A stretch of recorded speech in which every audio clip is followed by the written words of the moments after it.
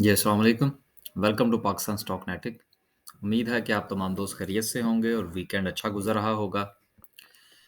Market की गुज़िश्ता जो closing है जुमे वाले दिन की, उस पर बात करते हैं और उसके साथ जो कुछ पॉलिटिकली कुछ चीज़ें जो हैं वो चेंज होने जा रही हैं, उस पर भी बात करेंगे और उसके साथ-साथ कुछ न्यूज़ जो हैं स्टॉक मार्केट के रिलेटेड, पॉलिटिकल न्यूज़, उसको भी हम शामिल करेंगे। देखिए, पॉलिटिकल न्यूज़ को एक-आध को इसलिए शामिल करना पड़ता है और हम करेंगे भी और इसको कंसीडर करना भी चाहिए क्योंकि देखिए पॉलिटिकली जब मामलात ऊपर-नीचे होते हैं, तो उसका इम्पैक्ट जो है वो डायरेक्टली सबसे पहले जहाँ पर हमें नज़र आ सकता है, वो हमारी स्टॉक मार्केट है। तो चूँकि हमारा जो टाइप ऑफ बिज़नेस है, वो बड़ा सेंसिटिव है। तो जितना ज़्यादा सेंसिटिव होगा, उतना ही बारीक-बीनी से हमें मुख्तलिफ़ किस्म के मामलात का जायज़ा लेना पड़ेगा, उनका थोड़ा क्रिटिकल एनालिसिस करना पड़ेगा। इन तमाम चीज़ों को जब हम मद्देनज़र रखेंगे, तो उम्मीद की जा सकती है कि हमारे फ़ैसले भी अच्छे होंगे और उन फ़ैसलों के जो नताइज हैं, इंशाअल्लाह, वो भी अच्छे आएँगे। अ, जुमे वाले दिन जो है वो मार्केट की क्लोजिंग सिर्फ 50 पॉइंट पॉजिटिव पर रही। देखिए मार्केट जो है वो कोई 46,000 पर ना जाके अटक गई है।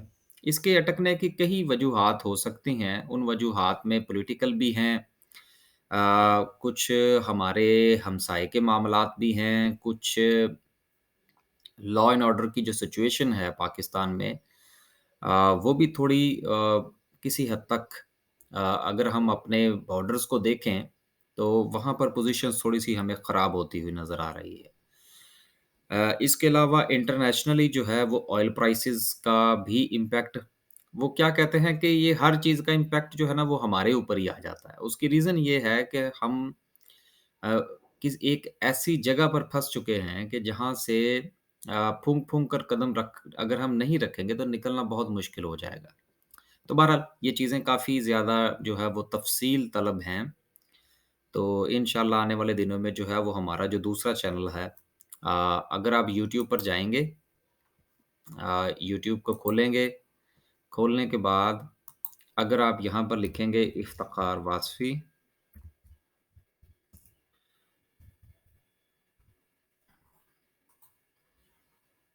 ये वाला हमारा चैनल जो है ना ये आपके सामने आ जाएगा, ठीक है? इस चैनल को आप ओपन कीजिए, अभी जो इसके अंदर सिर्फ़ 2 वीडियोज़ ही अपलोड की हुई हैं, इससे ज़्यादा हम अपलोड नहीं कर पाए। लेकिन इंशाअल्लाह जो है ये सारी चीज़ें पाइपलाइन में हैं। तो जो बातें या जो मामलात जो है वो हम अपने स्टॉक मार्केट वाले चैनल पर डिस्कस नहीं कर सकते, उसकी काफ़ी लिमिटेशंस हैं, तो वो इंशाअल्लाह यहाँ पर अपलोड की जाएँगी और फिर दोनों की अपडेट्स जो हैं वो चैनल्स में हम दे दिया करेंगे। अच्छा, बात ये हो रही थी कि देखिए मामलात जो हैं वो कुछ अटकते हुए नज़र आ रहे हैं, लेकिन कोई बात नहीं, यही मार्केट का हुस्न होता है। अगर मार्केट ऊपर ही जाती जाएगी तो हम बाय कब करेंगे? ठीक है ना? और अगर नीचे ही जाती जाएगी तो हम सेल कब करेंगे? तो ये जो बाइंग और सेलिंग आपको मिल रही है इसको एन्जॉय करें।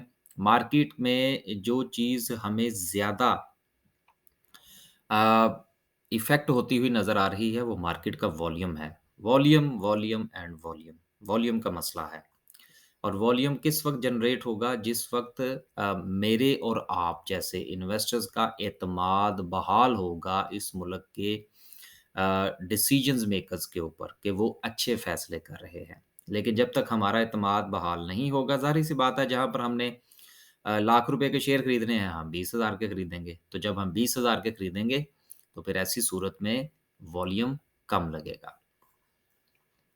ऑल शेयर की बात करेंगी, तो ऑल शेयर में भी सेम इज़ाफ़ा है, लिहाज़ा वही कंपनीज़ चली हैं ऑल शेयर के अंदर जिनका ताल्लुक केएसई 100 के साथ है।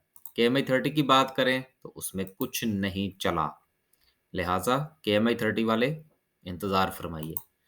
आगे चलते हैं और देखते हैं कि सर्किट ब्रेकर क्या कहता है।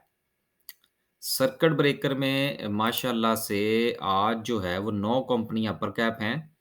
अ, ओके, बर्जर हो गया, बड़ी अच्छी बात है जी, अच्छा शेयर है। आगे चलें लोअर कैप की बात करें, तो लोअर कैप में भी 6 कंपनीज़ हैं, लेकिन कोई भी काबिल-ज़िक्र कंपनी ऐसी नहीं है। देखिए वो तो ऊपर और नीचे दोनों के मामलात अगर आप देखें, तो कोई काबिल-ज़िक्र जो कंपनी है, वो आपको नज़र नहीं आ रही। लिहाज़ा इंटरेस्ट जो है वो इन्वेस्टर्स का वो काफ़ी ज़्यादा जो है वो लूज़ हो चुका है। और इस लूज़ करने में हमने बड़ी मेहनत की है कि किसी न किसी तरीके से हमारे जो इन्वेस्टर है, चाहे वो स्टॉक मार्केट का इन्वेस्टर है चाहे वो दीगर हमारे जो इंडिकेटर्स हैं, जिसमें हमारी लार्ज स्केल मैन्युफैक्चरिंग है या दूसरे मामलात हैं, इन तमाम इन्वेस्टर को हमने मार-मार के जो है ना, उनका जो इंटरेस्ट है वो डाउन किया है। बड़ी मेहनत की है इसके ऊपर ना। ये दूसरे चैनल के ऊपर थोड़ी-सी हम अपनी वो क्या कहते हैं, ज़ुबानबंदी जो है उस पे से अपनी कुछ लिमिटेशंस हटाएँगे और कुछ बातें ज़रा खुल के करेंगे वहाँ पे। क्योंकि बहुत सारे कवानीन हैं जो हमारे ऊपर लागू नहीं होते, इसलिए वी कैन टॉक। अच्छा जी, आगे चलें। सर्किट ब्रेकर हो गया, अब जायज़ा लेते हैं थोड़ा ग्राफ़िकल व्यू का। ग्राफ़िकल व्यू की बात करें तो टेक्नोलॉजी सेक्टर अभी भी लीड किए हुए है, food, chemical, oil and gas exploration, OGDC की वजह से है कमर्शियल बैंक्स हैं, बीओपी की वजह से इन्वेस्टमेंट बैंक्स हैं, एफएनएल की वजह से फर्टिलाइज़र, सीमेंट सेक्टर और पावर जनरेशन। गुड।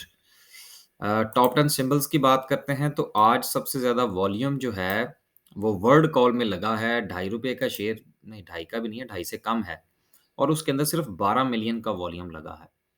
हालाँकि जुमे वाले दिन जो है वो अक्सर औकात दूसरे सेशन के अंदर अच्छा खासा वॉल्यूम जनरेट होता है और इस वीकेंड पर भी मेरी अपनी ज़ाती तौर पर ये जो थी ना वो एक्सपेक्टेशन थी कि शायद दूसरे सेशन के अंदर जो है, वो हमें कोई चीज़ ज़्यादा तेज़ी से मामलात जो हैं वो बदलते हुए नज़र आएँ, लेकिन ऐसा नहीं हुआ। देखिए स्टॉक मार्केट के अंदर ज़रूरी नहीं है कि आप जो एक्सपेक्ट करें, वो हो जाए। चीज़ें आपकी कैलकुलेशन में होनी चाहिए। बहरहाल वॉल्यूम बहुत कम था और इस ड्राई होते हुए देखिए कम होता हुआ वॉल्यूम बज़ाते खुद एक तब्दीली की निशानदही करता है। इसको हमेशा याद रखें। मार्केट अप ट्रेंड में हो, डाउन ट्रेंड में हो, साइडवेज़ हो, वॉल्यूम का एक बहुत अहम किरदार होता है। जिस तरह से कि हम जो है वो बज़ाते खुद ज़्यादा काम जो है वो प्राइस एक्शन पर करते हैं। Price action plus volume plus news बस बाकी इधर-उधर की चीज़ें शामिल करके हम अपनी स्ट्रैटेजी बनाते हैं। आगे चलते हैं जी और यार हाँ, आज ना तो वो को काफ़ी दोस्तों की तरफ से ये था कि जी आप कैप्को के ऊपर ज़रा थोड़ी-सी बात करें। तो कैप्को पे बात कर लेते हैं। बड़ा अच्छा शेयर है। देखिए बाइंग सेलिंग की ये कोई कॉल नहीं होती हमारी तरफ से, ठीक है ना? बाइंग सेलिंग की कॉल होगी तो वो ज़ाहिर-सी बात है कि हम अपने जो दोस्त अहबाब हमारे साथ काम करते हैं, हम उनके साथ अपनी बाइंग सेलिंग ज़रूर शेयर करते हैं, क्योंकि वो फ़ीस देते हैं।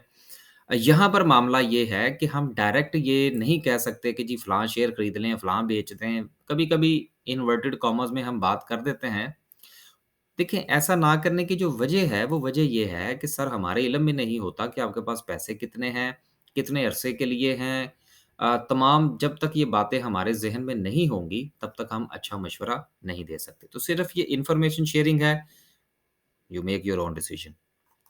आगे चलें जी देखिए इस वक़्त जो है ये जो ट्रेड हो रहा है, ये जनाबे वाला ट्रेड हो रहा है ₹35 के ऊपर। ₹35 पर ये शेयर ट्रेड हो रहा है और इसमें जो अगर आप इम्पोर्टेंस देखें तो ये तकरीबन कोई ₹50 लगा के वापस आया है। लेकिन आपको याद होगा ही कि ये काफ़ी अरसा जो है, ये कोई ₹26 से लेकर और कोई ₹30 के दरमियान जो है ये ट्रेड होता रहा है काफ़ी लंबे अरसे तक। और बहुत सारे लोग ऐसे थे जो इसको बेच के इधर-उधर हो गए थे कि यार दफ़ा करो, ये शेयर तो बढ़ता ही नहीं है। लेकिन अगर आप इसके कैपिटल गेन को अगर आप थोड़ा-सा नज़रअंदाज़ करें, तो आप अगर ये थोड़ा-सा गौर फरमाइए, जो मैं चीज़ आपको बताना चाह रहा था कि सर ये शेयर जो है, ये किसी दौर में ₹80 का हुआ करता था। ये इस चीज़ को मत भूलिए।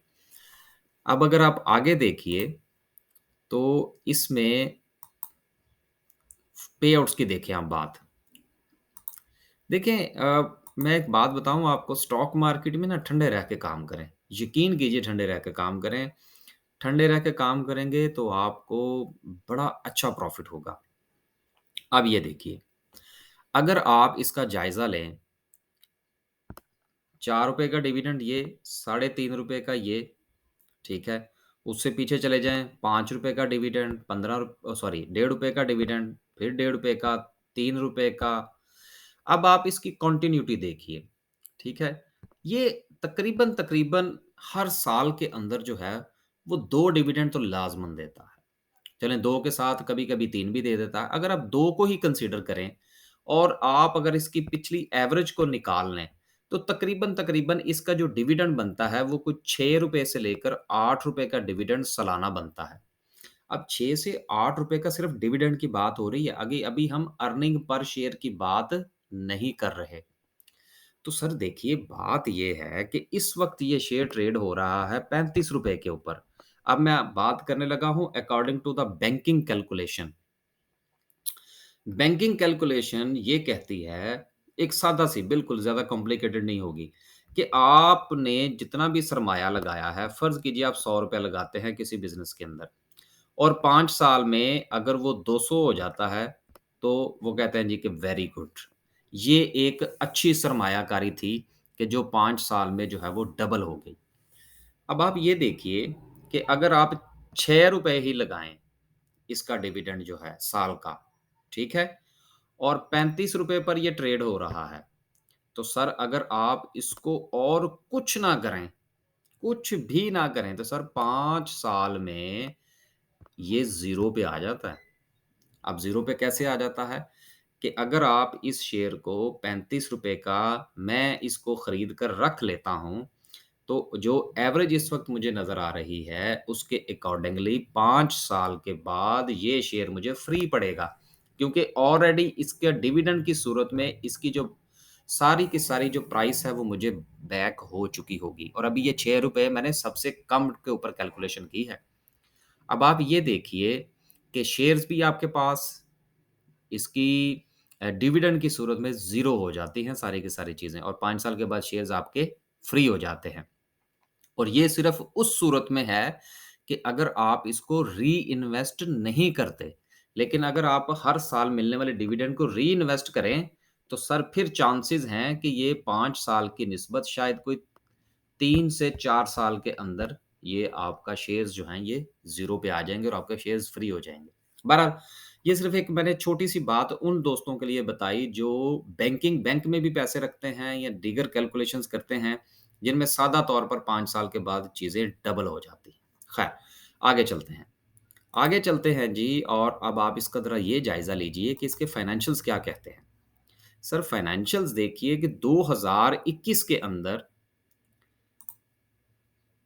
अब ये देखिए, 2018 में इसकी ₹12 की अर्निंग थी, 19 में ₹15 की हुई, 20 में ₹27 की हुई। हाँ, 21 में इसकी अर्निंग थोड़ी-सी कम ज़रूर हुई है, ₹12 पे आई है, लेकिन बहरहाल फिर भी इतना बुरा शेयर नहीं है। अगर हम इसका जायज़ा ले लें थोड़ा-सा क्वार्टरली का, तो क्वार्टरली आप देख लीजिए ₹5, ₹6, ₹3 ये इसकी एवरेज आ रही है और इसका जो लेटेस्ट अर्निंग आई है, वो आई है ₹3 की। अगर आप इसकी ईपीएस ₹3 भी लगाएँ, 3.59 ठीक है ना? और एनुअल अगर आप इसकी अर्निंग लगाएँ सालाना, सालाना अर्निंग आप इसकी अगर ज़्यादा ना लगाएँ, सिर्फ़ ₹10 अर्निंग लगाएँ इसकी, तो सर इस वक़्त ये शेयर जो है ₹100 का होना चाहिए। तो बहरहाल बात करने का मतलब ये था कि सर अच्छी कंपनीज़ को भी देखें, जो बेचारी मुर्गियाँ अंडे देने वाली हैं, उनको ज़िबा नहीं होना चाहिए। ख़ैर, ये था कुछ बातें थोड़ी-सी कैप्को के हवाले से, आप लोग इसमें से खुद अपनी मर्ज़ी का मतलब निकालिए, जो भी आपने निकालना है। बाकी आप एक चीज़ इसमें से और ज़रूर देखा करें और वो है इसका फ्री फ्लोट, कोई ख़ास नहीं है। बस जी, आगे चलते हैं, कुछ न्यूज़ शामिल करते हैं, उनका इम्पैक्ट जो है वो हमारी मार्केट पर होगा। जो कुछ हुआ भी है, कुछ इंशाल्लाह होगा भी। पहली चीज़ जो है वो ये है, एक पॉज़िटिव न्यूज़ जो है वो ये है कि सर हमारे जो कोविड के केसेज़ हैं, उनमें कमी वाक़या हुई है। तो कोविड के केसेज़ में की जो कमी है, ये तो बाज़-औक़ात हमें ये नहीं समझ लगता कि इंक्रीज़ कब हुए और बाज़-औक़ात हमें ये नहीं समझ लगता कि डिक्रीज़ कब हुए। लेकिन बहरहाल एनसीओसी का हमारा एक नाम-नहाद किस्म का इदारा है। उसको हमें जो कुछ भी है, जैसा भी है, लेकिन चलें एक प्लेटफ़ॉर्म है जहाँ से न्यूज़ आती है। तो ये एक अच्छा साइन है हमारी मार्केट के लिए कि कोविड केसेज़ जो हैं, उनमें कमी वाक़या हुई है। जब कमी वाक़या हुई है, तो लिहाज़ा जो चांसेज़ लॉकडाउन या स्मार्ट लॉकडाउन के हवाले से हैं, वो खबरें अपनी मौत आप मर जाएँगी। नेक्स्ट जो है वो ये है जी कि स्टॉक्स की जो रैली है, एक्सप्रेस ट्राइब्यून ये कहता है कि देखिए इसके अंदर जो इज़ाफ़ा हो रहा है, जो 45,000 से रैली चली और चलते-चलते 46,000 तक पहुँची, लेकिन उसके बाद उसके अंदर हमें डिक्लाइन देखने को मिला। लेकिन बहरहाल अभी भी अ, एक्सपर्ट्स का ये कहना है कि मार्केट के अंदर जो इन्वेस्टर्स का जो एतमाद है, शायद वो अभी भी बाकी है।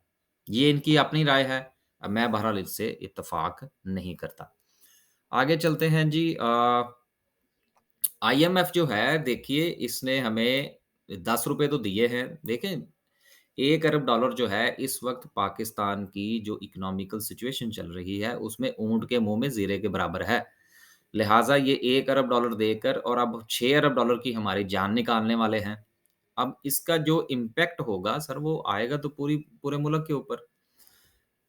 हमारे उस्ताद साहब एक बात कहा करते हैं कि फाइनेंशियल डिसीजंस कोई भी हों, चाहे पॉजिटिव हो या नेगेटिव हो, उसका इम्पैक्ट आम आदमी तक आते-आते 3 से 6 महीने का वक़्त लगता है। अब ये बात हमारी समझ में नहीं आती थी कि यार ये कैसे जो है ना, ये कैसे हो सकता है? तो मुझे आज भी अच्छी तरह से याद है कि जिस वक़्त डॉलर की प्राइस जो थी, वो कोई 110 ₹120 से उठा के तो जब 100 मेरा ख़्याल है 50 पे जाके शायद इसको ना स्टॉप लगा था। अच्छा उस वक़्त ना जब डॉलर की प्राइस 120 के राउंड अबाउट थी ना, या 108 से उठा था, मुझे अभी याद नहीं है। उस वक़्त ना कुछ एक आध प्रॉपर्टी थी जिसकी कीमत जो थी वो तकरीबन कोई 1 करोड़ 10 लाख से लेकर कोई 1 करोड़ 20 लाख के करीब थी। अच्छा, उस वक़्त उस्ताद साहब ये कहते थे कि भाई अब जो ये डॉलर की प्राइस जो बढ़ी है, लिहाज़ा जो प्रॉपर्टी की प्राइस है, ये भी रीएडजस्ट करेगी। अच्छा, मेरी समझ में नहीं आता था कि यार ये कैसे है, ये how is it possible that? लेकिन ठीक 3 से 4 महीने के बाद वही प्रॉपर्टी जो 1 करोड़ 10 से 1 करोड़ 20 की ब्रैकेट में थी, वो 1 करोड़ 50 से लेकर 1 करोड़ 60 की ब्रैकेट में आ गई। बगैर कोई हिलो-हिज्जत किए, ठीक है ना? तो सिर्फ़ ये मैं बात करने का मतलब ये था कि चीज़ें जो हैं वो एडजस्ट होने में टाइम लेती हैं। अब होने क्या जा रहा है? होने ये जा रहा है कि मुख़्तलिफ़ किस्म के को 5-6 जो स्टेप्स हैं वो हमें मज़ीद करने पड़ेंगे आईएमएफ के दबाव पर।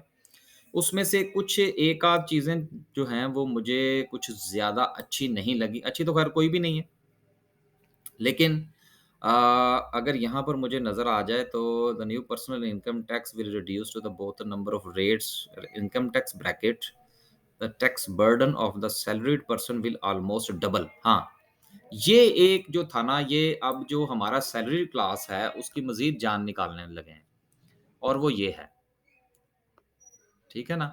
कि पहले जो है ये हमारी जो स्लैब्स हैं, स्लैब्स क्या होती हैं कि अगर आपकी इनकम जो है वो 5 लाख है तो इतना टैक्स होगा, 6 लाख है तो इतना होगा, 7 लाख है तो इतना होगा, सालाना इनकम टैक्स की बात हो रही है। ये तफ़सील आप बाद में देख लीजिएगा किसी भी वेबसाइट से या अपने अकाउंटेंट से पूछ लीजिएगा। लेकिन अब जो है ये इसको इंक्रीज़ करके कोई 35% तक ले जाने के चक्कर में हैं। ये सैलरी के ऊपर है। लेकिन अगर ये 35% वाली स्लैब ना भी लगे तो उसके बावजूद भी जो हमारा सैलरीड पर्सन है, उसके ऊपर जो टैक्स का बर्डन है this going to be a double. अगर किसी का टैक्स इस वक़्त 2500 महीने का कटता है, तो इस इम्प्लीमेंटेशन के बाद उसका टैक्स सर ऑटोमैटिकली 2.5 से इंक्रीज़ हो के कुछ 4 साढ़े 4 हज़ार महीने का हो जाएगा, जबकि उसकी इनकम उतनी ही रहेगी। तो ये एक ज़िबा होने लगी है हमारी सैलरीड क्लास। अ, आगे चलें जी। देखें एक चीज़ याद रखिएगा कि पूरी दुनिया में सबसे देखें, एक होती है टैक्स की अमाउंट, वो एक अलग इश्यू है।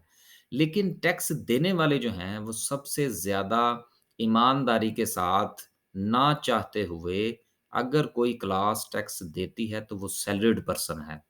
क्योंकि वो अकाउंटेंट साहब छुरी जो है वो चला के, कैंची लगा के तो फिर आपके अकाउंट में सैलरी ट्रांसफ़र करते हैं और उसमें आप कुछ नहीं कर सकते। यहाँ पर अब एक बात मुझे और याद आ गई और वो ये है जो हमारे उस्ताद साहब हमें कहा करते हैं लेकिन हमें को बाद में समझ आई जब काफ़ी चिड़ियाँ जो थी वो खेत चुग चुकी थीं, कि चाहे आप सैलरीड पर्सन ही क्यों ना हो, लेकिन आपको अपनी टैक्स रिटर्न जमा करवानी चाहिए। हमारे यहाँ ये हम लोग समझते हैं कि जी अगर मैं सेल्फ एम्प्लॉयड हूँ या मैं कोई बिज़नेस करता हूँ, तब ही मैंने अपनी टैक्स रिटर्न जमा करवानी है। अदरवाइज़ हमारा तो टैक्स कट जाता है सैलरी में से तो हमें क्या ज़रूरत है? नहीं।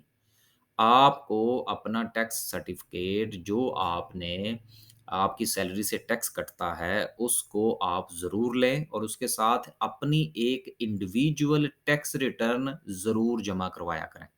बहरहाल, ये टॉपिक नहीं है, ये अभी बस बातों-बातों में याद आ गया। ये करवाने के बड़े फ़ायदे हैं। वो फिर बताएँगे आपको कभी। अच्छा, उसके बाद जो दूसरी एक बुरी न्यूज़ है, इसमें है तो 6 की 6 ही बुरी, लेकिन चलें, वो ये है कि देखिए ये जो जितने भी टैक्स क्रेडिट्स होते हैं ना, टैक्स पेयर्स के ऊपर टैक्स क्रेडिट से मुराद ये है कि कुछ थोड़ी-सी रिलैक्सेशन दी जाती है। अगर कोई बंदा डिसेबल है, तो उसके टैक्स में कमी होती है थोड़ी-सी ज़कात के हवाले से और दीगर मामलात हैं। अब आहिस्ता-आहिस्ता जो है, ये वो चाह रहे हैं कि ये जो टैक्स क्रेडिट्स हैं अ, और ख़ास तौर पर ये जो ज़कात के हवाले से और डिसेबिलिटीज़ के हवाले से टैक्स क्रेडिट्स दिए जाते हैं, इसको भी रिड्यूस करने के चक्कर में हैं। एक तो वैसे ही हमारे यहाँ जो है वो डिसेबल लोगों का कोई इतना ज़्यादा ख़्याल नहीं रखा जाता और ऊपर से ये मज़ीद कमी वाक़या होने लगी है। और एक चीज़ और थी अ, वो अब मेरे ज़हन में से भी निकल गई है।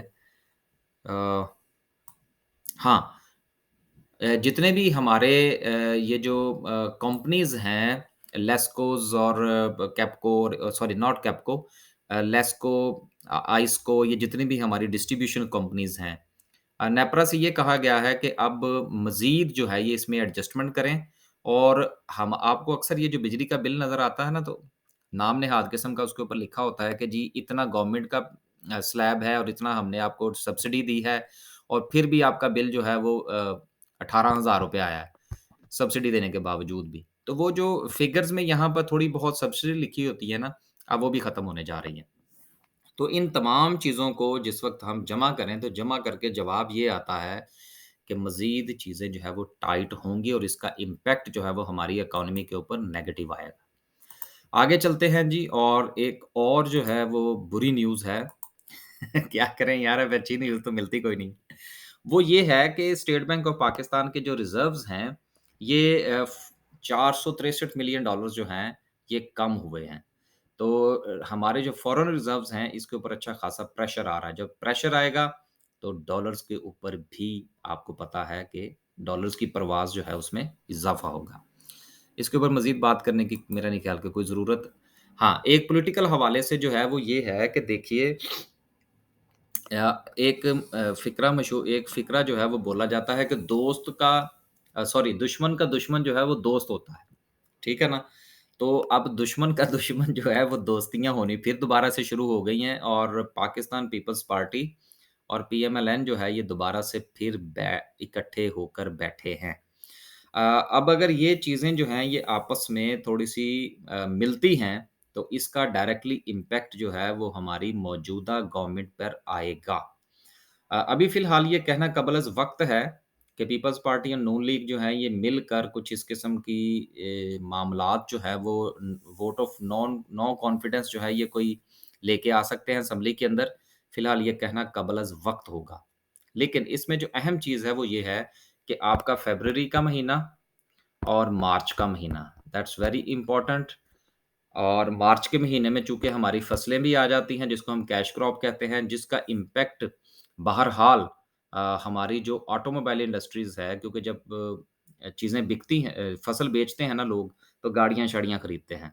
तो वो भी उसके ऊपर भी इम्पैक्ट हो सकता है। और पॉलिटिकल सिचुएशन अगर हमारी ख़राब होती है, तो भी ज़ाहिर-सी बात है कि जितने भी मामलात आईएमएफ और चाइना के हवाले से होंगे, वो भी डिस्टर्ब होंगे और हमारे बुरे डिसीज़न्स हैं या अच्छे डिसीज़न्स हैं, उनकी कंटिन्यूटी जो है वो कॉम्प्रोमाइज़ होगी। बस जी, यही 2-4 न्यूज़ थी। अब चलते हैं और बात करते हैं अपनी कैंडल की। देखिए, गुज़िश्ता 2 दिन से जो कैंडल बन रही है, वो कोई इतनी अच्छी कैंडल्स नहीं हैं और काफ़ी अच्छा खासा जो है, वो प्रेशर हमें मार्केट के ऊपर सेलिंग प्रेशर जो है वो नज़र आ रहा है। 46,000 से के हवाले से हमारी एक अपनी राय है जो कि काफ़ी दिनों से है, काफ़ी पुरानी राय है। अभी भी हम उसी के ऊपर कायम हैं और मार्केट के ऊपर प्रेशर जो है वो बिल्डअप हुआ है। और आज की जो न्यूज़ हमने डिस्कस की हैं, उसकी बुनियाद पर मज़ीद प्रेशर बिल्ड होता हुआ नज़र आ रहा है। आरएसआई की बात करें कि आरएसआई क्या कहता है? अ, तो आरएसआई जो है इस वक़्त वो खड़ा है जनाब 60 के ऊपर, लेकिन एक अच्छी बात ये है कि इसके अंदर फ़िलहाल इसका जो एंगल है वो कुछ थोड़ा-सा ऊपर की तरफ टिल्ट किया हुआ नज़र आ रहा है और कोई ख़ास डाउनफ़ॉल फ़िलहाल हमें नज़र नहीं आ रही। लेकिन मेरा ये ख़्याल है कि आने वाले मज़ीद 2 से 3 दिन के अंदर जो आपका आरएसआई है, ये 60 से नीचे आ सकता है और इसकी जो बॉटम लाइन है, इसकी जो सपोर्ट होगी, वो एग्ज़ैक्टली 50 पर होगी। लिहाज़ा 50 तक आने के इसके चांसेज़ मौजूद हैं। आगे चलें जी और बात करते हैं हमारा वो छोटा बच्चा है मैकडी। देखिए मैकडी जो है ये अभी भी अपनी बात पर कायम है और इसका ये कहना है कि मार्केट की जो पॉज़िटिविटी है, वो अभी भी कैरी किए हुए है। जबकि बहरहाल इससे इख्तलाफ करते हैं कि मैकडी के मुताबिक जो है वो बाय की कॉल जो जनरेट हुई है या वो अभी तक सस्टेन किए हुए है। तो जो दोस्त अहबाब आरएसए पे सॉरी मैकडी पे काम करते हैं वो अपना फ़ैसला खुद फरमाइए। बस जी आज सिर्फ़ इतना ही। खुश रहें, आबाद रहें। अ, बहरहाल ज़िंदगी के मामलात जो हैं उनको हमें बहुत ज़्यादा सीखने की ज़रूरत है, बहुत ज़्यादा समझने की ज़रूरत है। ये बात मेरे ज़हन में क्यों आई? एक दोस्त हैं वो प्रॉपर्टी का काम करते हैं, तो उनके साथ बात हो रही थी। तो अ, वो हमारे एक दोस्त थे तो उनका ना एक चलें ये थोड़ी-सी वैसे घर गपशप ना, तो उनका प्लॉट था कब्रिस्तान के करीब ना। तो अक्सर हमारे यहाँ ये एक बात समझी जाती है कि जी कब्रिस्तान के करीब जो चीज़ होती है ना उसकी ज़रा प्राइस कम होती है, लोग रहना पसंद नहीं करते। अच्छा, तो हम जब उसके उसके पास बैठे थे तो वो कह रहा था नहीं यार अब हालात जो हैं वो थोड़े बदल गए हैं। तो मैंने कहा यार वो क्या मसलन क्या बदल गए हैं? हमें तो 13-14 साल हो गए मुल्क से बाहर। वो कहते हैं यार अब लोग कहते हैं कि घर जो है वो मस्जिद के करीब भी ना हो और घर के करीब कोई स्कूल भी ना हो। अ, और अब तो लोग जो हैं वो फेसिंग पार्क भी नहीं लेते। इसके अलावा फेसिंग कमर्शियल नहीं लेते। ये 4-5 चीज़ें जो हैं ये बड़ी इम्पोर्टेंट हैं। ख़ैर मेरे लिए तो इतनी कोई इम्पोर्टेंट नहीं थी लेकिन मस्जिद के हवाले से मैंने उनसे पूछा कि यार ये मस्जिद वाला क्या चक्कर है? तो उसने कहा यार देखिए बात ये है कि चूँकि हमारे यहाँ तरतीब जो है वो बड़ी ख़राब हो चुकी है और हम दोस्त अहबाब जिस वक़्त मस्जिद में भी जाते हैं, तो हमारे जाने और आने का जो तरीक़ाकार है वो बड़ा बदल चुका है। वो कहता है जी लोग जिस वक़्त घर मस्जिद में जाते हैं, गाड़ियाँ इधर-उधर खड़ी कर जाते हैं लोगों के दरवाज़े के सामने। बेतरतीबी सी होती है, बाहर निकलते हैं उस वक़्त भी यही हालात होते हैं। तो अब लोग जो हैं वो प्रॉपर्टीज़ भी नहीं खरीदना पसंद करते जो मस्जिद के करीब हों। तो ये एक बड़ा लम्हा फ़िक्रिया है हमारे लिए। अब देखना ये होगा कि आया कि वो लोग इसके ज़िम्मेदार हैं, जो मस्जिद में जाते नहीं तरतीब के साथ और वापस भी तरतीब के साथ नहीं आते। मेरा ये ख़्याल है कि हमें इस चीज़ पर बड़ा गहरा सोचने की ज़रूरत है, कि आखिर ये वक़्त जो है ये हम पर क्यों आया? अल्लाह हाफ़िज़।